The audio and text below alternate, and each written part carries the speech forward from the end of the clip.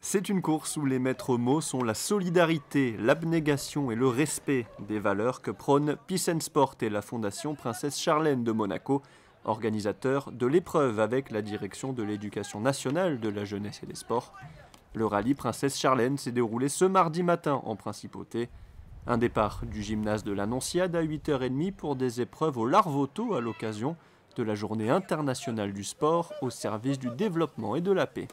L'objectif était de faire des ateliers ensemble sur des thèmes bien précis, donc le sport, pour représenter justement le sport et la paix au travers de valeurs qui sont véhiculées par le sport et des valeurs très importantes que moi, par exemple, j'ai eu la chance de leur présenter avec d'autres sportifs tels que Bruno Senna, Marc Raquil ou Tegla aussi dans une salle de conférence. C'est un événement que nous faisons avec grand plaisir pour la deuxième fois.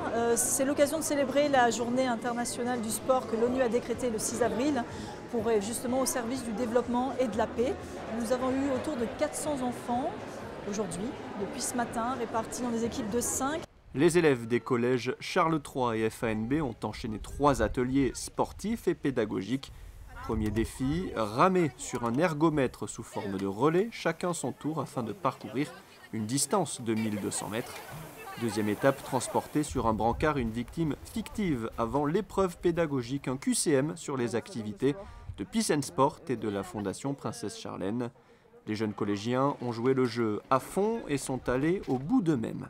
En fait, c'était super dur, surtout qu'on n'est pas très sportive, mais c'est bien pour l'association, donc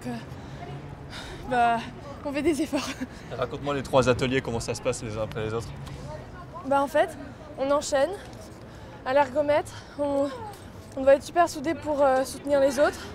Ensuite, on redescend et on doit porter un de nos camarades. Et ensuite, en fait, il y a le quiz, donc on doit y aller.